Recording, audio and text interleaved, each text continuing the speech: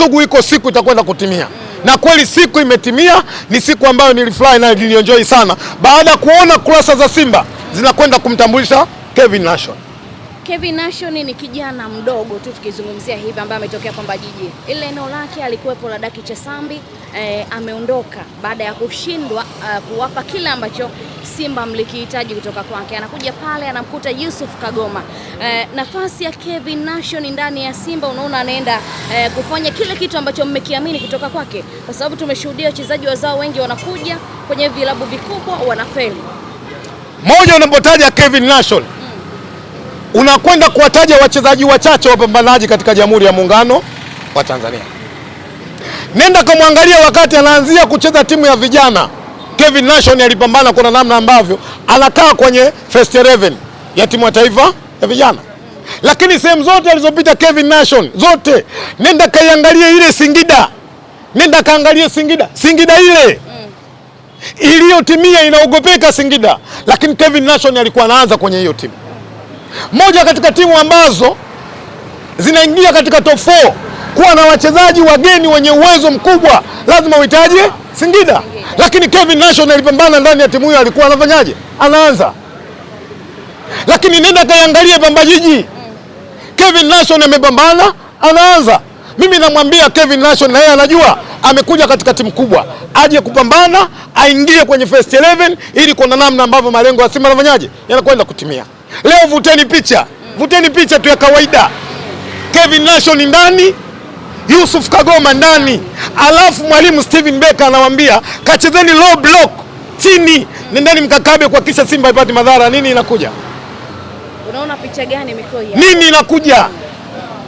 Hapa tukikaa tukisema tunaipongeza kamati ya usajili, tukisema tunakwenda kumpongeza mwenyekiti wa bodi Clatous Magoli, kuna watu wanaumia.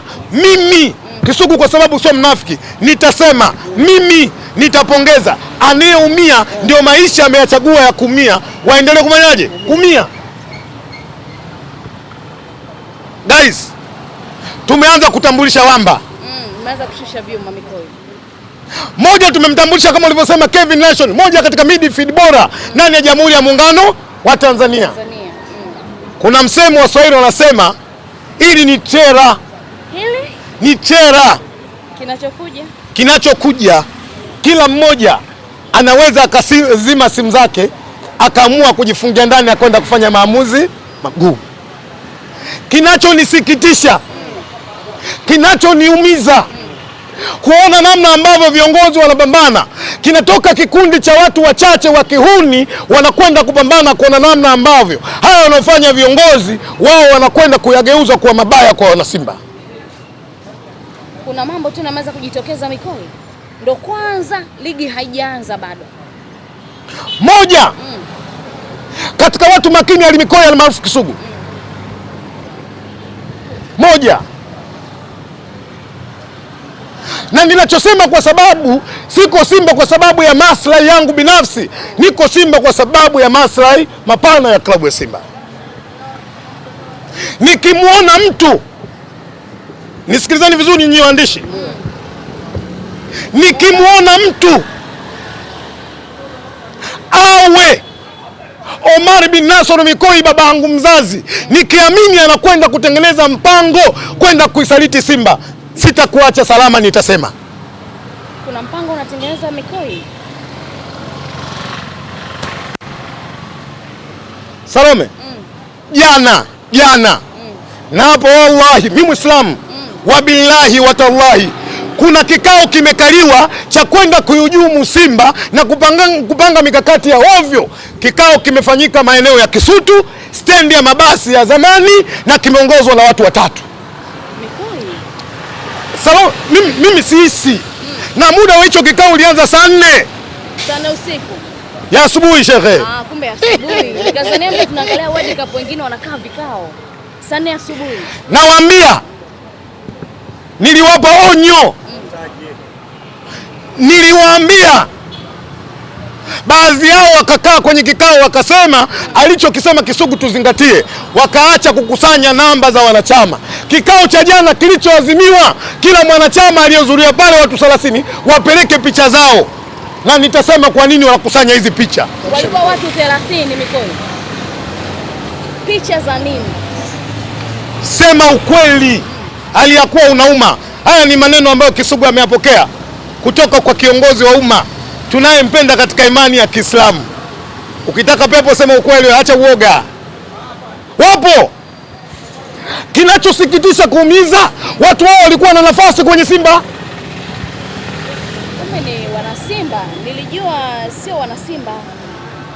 Na nzuri zaidi, wallahi ni hape. Kila kikao chao mtu wangu anakuwepo kwenye kikao. Mbona shushushi na wewe pia? Kisugu anajasusi.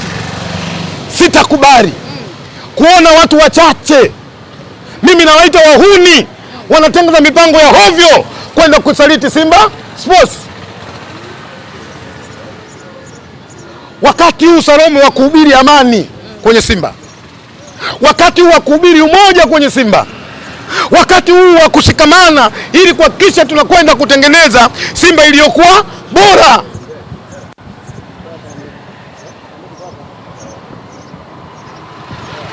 Haiwezekani makamu mwenyekiti nani, haiwezekani mwenyekiti wa bodi anapambana, haiwezekani makamu mwenyekiti anapambana, wanatokea wauni wachache tu. Wai, nawaambia mimi ndio Mzaramo mwenye nongwa, iwe mara ya mwanzo na iwe mara ya mwisho.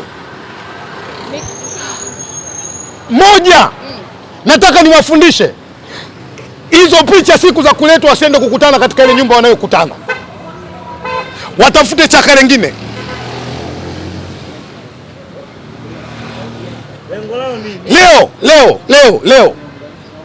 Leo watu wamekaa kusikia kwenye Simba, kusikia nani anatangazwa kwenye Simba. Watu hawalali mchana, watu hawalali usiku, wanapambana kuhakikisha Simba inakuwa imara, na wana Simba wanapata faraja, na wana Simba wanakwenda kufurahi. Hii vita wanayoitengeneza wataweza?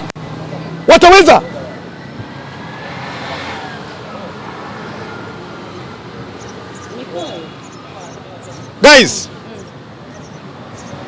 ninyi hiki mnachokifanya kiwe mara ya mwanzo na kiwe mara ya mwisho. Mikao umesema ni wana Simba, waliwahi kuwa ndani ya Simba, lengo lao hasa ni nini?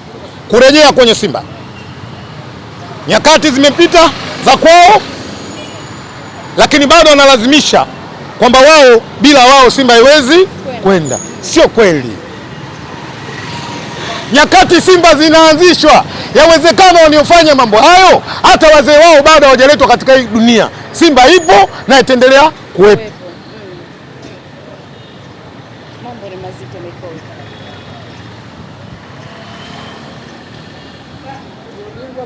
Siwaombi onyo.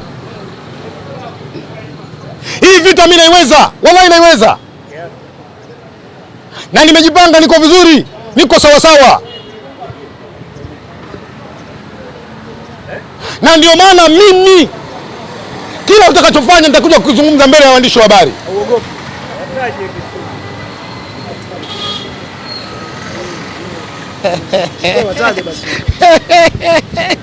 Wakiona iklipu wataanza kucheka, watasema kweli Mzaramo ananongwa. Kajuaje? Najua. Katoa wapi hizi mambo, taarifa umezitoa wapi? Kumbe najua mambo unajasusi ndani. Na posho zao walizotakiwa kulipwa wamezulumiwa. Walitakiwa walipwe 20,000 wamepewa 10,000. Kwa kazi yote hiyo. Ni waombe wana Simba wanaokusanywa wao wasitumike daraja cha kwenda kuibomoa Simba Sports. Hawa ndio watumia, wanakwenda kufaidika na hicho ambacho wanachofanyaje, wanachokifanya. Bwana, nimesikia jana Mbilikimo kalia. Nimefurahi sio? Nimefurahi. Wakati mgeni Mikao. Mimi timu yangu bwana ilifungwa mapema nikaumia, ila nilikuwa natia ubani na wale wafungwa. Nasikia Mbilikimo jana kalia. Tumfupi kalia sana. Wewe timu Ronaldo. Niwashukuru sana waandishi wa habari. Nakushukuru kwa tumemaliza. Kumbe bado. Tumemaliza mpaka unatushukuru. Alafu leo bodi ya ligi wanakwenda kutangaza ratiba ya nini? Ya ligi. Itajulikana. Kwanza lazima tuwapongeze sana bodi ya ligi. Haya ndio mabadiliko makubwa sana kwenye mpira wetu. Kuona namna ambavyo ratiba zinatoka mapema na timu zinakwenda kujiandaa. Hii lazima tumpongeze CEO wa bodi ya ligi. Kwangu na muappreciate sana katika kile kitu ambacho anafanyaje? Anachofanya. Ni waahidi tu. Kama mmoja wa watu wa mpira kwenye nchi hii, nitaendelea kuwaunga mkono bodi ya ligi, nitaendelea kuwa support kwa sababu najua dhamira na nia yao kubwa kuona football ya Tanzania kila tukilala tukiamka inapiga hatua. Lakini pia tuipongeze chama cha mpira wa miguu Tanzania TFF chini ya Mheshimiwa Rais Karia, wanafanya kazi kubwa, wanafanya kazi nzuri. Yako mapungufu lakini na imani kwa kila wakiamka wanajaribu kupambana, kuna namna ambavyo mapungufu wanafanyaje? Yanarekebishika. Ili kuhakikisha kila jambo liende vizuri, kila jambo liende sawa sawa. Leo waandishi habari natoa ofa. Kila mmoja niulize swali katika waandishi 10 wote mliokuwepo hapa. Tutakesha hapa. Ndugu zenu wananchi wamefikisha Chuga Boy kutoka Nimeona kuna tofauti kati ya timu kubwa na kuna tofauti ya timu ndogo. Sisi timu kubwa tuna malengo. Malengo yetu yako namna mbili. Kwanza tuna malengo ya kuhakikisha kwamba programu ya muda mfupi, lakini pia tunahakikisha tuna programu ya muda mrefu. Ya muda mfupi kuhakikisha klabu kubwa inakwenda kukusanya nini? Mataji. Kwa hiyo tutatumia watu wenye experience kubwa ili